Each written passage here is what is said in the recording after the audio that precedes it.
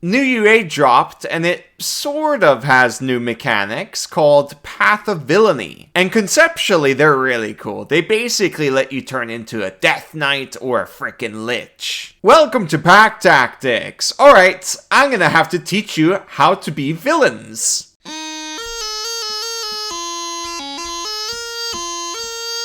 We are number 1, yeah! It's not possible on the bagpipes. I can't reach those notes. They don't exist. But you gotta admit, that did kinda sound like the song. Anyways, mechanically, they're not what you think they are. They're not prestige classes or anything like that. They're all feats that chain together to feel like prestige classes. The worry I personally have is a lot of classes, and especially multi-class builds, are too feat starved to pick these options. Especially ranged martials, but I guess that's the point. You can't just have everything. Anyways, let's take a look at them. How you become a Death Knight or a Lich is really DM fiat. You write a backstory or roll on the Death Knight journey or Lich rights table, and bam, you have access to the feats. But even then, it's mostly still DM fiat. Now here's the weird thing. Your alignment doesn't need to be evil, nor does it change your alignment. You can still be a lawful good Death Knight somehow. You can also be both a Death Knight and a Lich at the same time theoretically, but keep in mind you're feat starved, so you can't really do anything interesting there. Let's start with Death Knight feats. The following feats represents one path a character can take to become a Death Knight. To complete the path of the Death Knight, begin by taking the Death Knight Initiate feat, followed by any other path of the Death Knight feat you choose. Finally, when you reach level 12 or higher, take the Death Knight Ascension feat. Here is the feat that opens up the entire progression. It's gated behind the level 4 prerequisite, and you need a weapon mastery feature. You get your ability score increase as normal, death points which equals your PB, it's a long rest resource, and you get Dread Strike. You always have the Wrathful Smite spell prepared. Charisma is your spellcasting ability for this spell. You can cast it without expending a spell slot by expending 1 death point. When you expend death points to cast Wrathful Smite, the target has disadvantage on wisdom saving throws to avoid or end the spell's effects. You can also cast a spell using any spell slot you have. Wrathful Smite got nerfed to the ground, and this actually makes it viable. I expect creatures to have a 36% chance to succeed against the save. The repeat save is also 36%. That's actually amazing. Wrathful Smite provides the Frighten condition, and this can be used with ranged weapons, which makes this a very good pick, because it's a ranged shutdown. Frightened creatures can't willingly move closer to the source of its fear, and they have disadvantage on ability checks and attack rolls. This feat easily makes Wrathful Smite one of the best smite spells in the game, but I hate how it's still a bonus action activation. Next, Harbinger of Death. The prerequisite is the previous feat. You always have the Bane spell prepared. Charisma is your spellcasting ability for this spell. You can cast it without expending a spell slot by expending 1 death point. You can also cast a spell using any spell slot you have. When you expend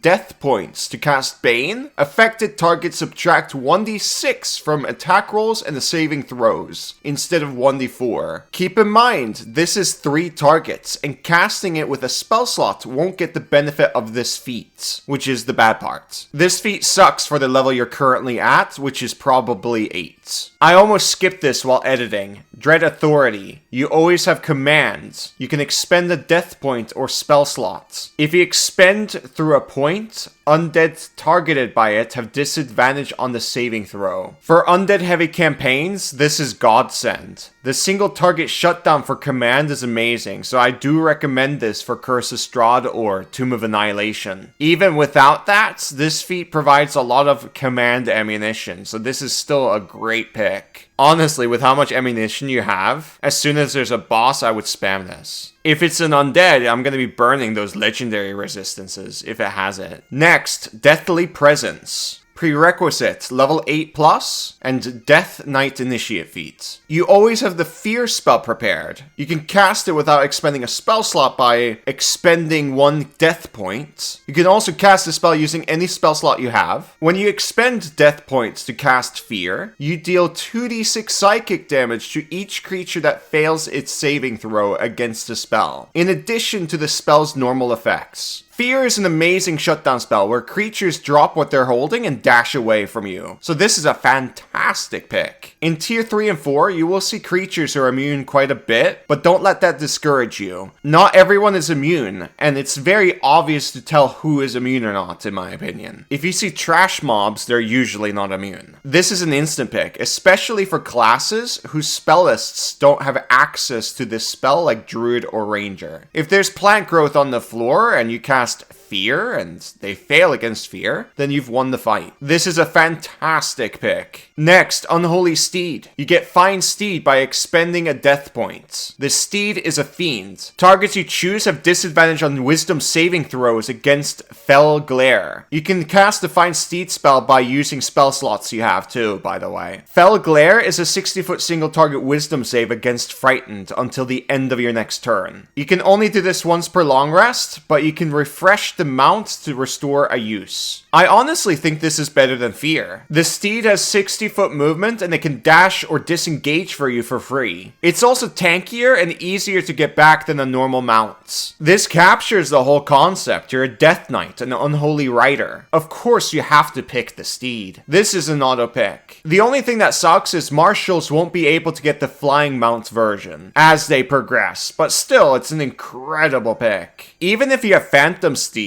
this is an auto pick. This mount is really good. Now for the Death Knight capstone. Death Knight Ascension. Prerequisites, level 12 plus, and 2 Path of the Death Knight feats. Your creature type becomes undead. That comes with ups and downs. You get resistance to necrotic and poison damage, and you don't get exhaustion levels from dehydration, malnutrition, or suffocation. And you get Hell Orb, which is basically Fireball, and you can expend 1 to 5 death points to do more damage. One half does fire damage, and the other half does necrotic damage. If you spend 2 points, that's basically Fireball damage. It's okay. It's kind of bad for its level, but hey, you reach the capstone and you might as well finish the progression. You finally become a proper Death Knight, optimization aside. Honestly, these Death Knight feats were way better than what I expected. I was going into this negatively because I thought it was dumb that these were feats, but they actually turned out useful and strong, so this is fun. Now I'm excited for Lich. You get a Phylactery. It's what you expect. You get a Spirit Jar and you link your soul to it. And if it gets destroyed, you gain 2 levels of exhaustion, and obviously you can't use the jar. Right now, it doesn't really do anything. You can use the jar to siphon souls though. When you reduce a humanoid enemy to 0 HP, you can consume its soul and gain a bonus of arcane energy. No action required. On your next turn, the first creature you hit with an attack takes extra necrotic damage equal to 1d6 plus your spellcasting ability modifier. You also gain this benefit if someone else reduces a humanoid enemy within 10 feet of you to 0 HP. A soul consumed in this way can be restored only by True Resurrection or Wish spell. This entire feat is garbage because it only works on humanoids. There's no point in making this because, well, what if your Spirit Jar gets destroyed? Then you've got 2 levels of exhaustion, which is a huge pain in the butt. I don't think it will happen, but I'm not using this. Currently, it's a dead feat, and at level 4, I won't be able to pick the Warcaster feats.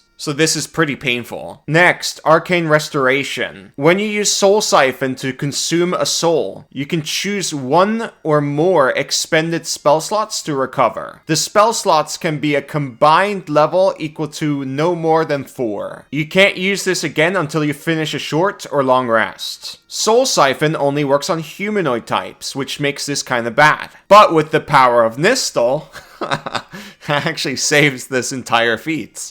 You can make all the rats in your bag into humanoid types. Easily. You're basically turning 2nd level spells into 4th level spells, which is absolutely worth it. That makes this feat an instant pick. That's when I'm making the Spirit Jar. And also remember, you get that damage bonus too once you use it on the rats. Next, Transfer Life. It gives temp HP through Soul Siphon. It's terrible. Skip. Undead Grasp. When you deal damage with Chill Touch, you can expend a level 1+ spell slot to attempt to paralyze the target. The target takes an extra 1d10 necrotic damage per level of the spell slot expended and must succeed on a Constitution saving throw against your spell save DC, or have the paralyzed condition until the start of your next turn. This is great because it will consistently be useful, and it doesn't rely on you having the jar with you, which is useful for the capstone itself. How you treat the jar is going to be different once you get the capstone. We'll get to that later. Chill Touch also naturally scales as you level, and Warlocks can apply Agonizing Blast to it, which adds your Charisma mod to the spell's damage rolls. To boost it further, you can grab 3 levels in Evoker for Potent Cantrip, so you can do half damage with Chill Touch. Warvoker Lich is a build I really want to play now. It sounds really fun. The Paralyze makes the creature incapacitated and unable to move. They auto-fail strength and dex saves. Attack rolls against them have advantage, and any attack that hits within melee range is a crit. So this is probably the best crit build in the game. It's got fantastic single target shutdown that doesn't require my concentration, so I'll gladly fling this out when I need it. It's also super strong against bosses with legendary resistances and stuff. It's gonna burn through it really quickly. One more thing, by the way, and I don't really care either way, but I'll point it out anyways. If you have Chill Touch already, you can pick any cantrip, even off your class. So if you want to pick up a Dunamancy cantrip or Eldritch Blast even, you can do that. I don't know if that's intended. Usually Wizards of the Coast are like, no, don't do that. But I personally view it as like a nothing burger. Who cares? Now for Capstone, Lich Ascension. The creature type resistance and stuff are the same as the Death Knight. You learn the Fear spell and you can cast it a number of times equal to your PB and regain on a long rest. Good stuff. It's more ammo on a very good spell. And finally, the big prize, Rejuvenation. When you die, you come back in 1d10 days, so long as the Spirit Jar exists. You're immortal. You've basically won the game. This is easier to deal with than the clone spell by far. I recommend hiding the jar somewhere safe, obviously. This is the best feat in the entire game, even better than epic boons. This is broken to high hell.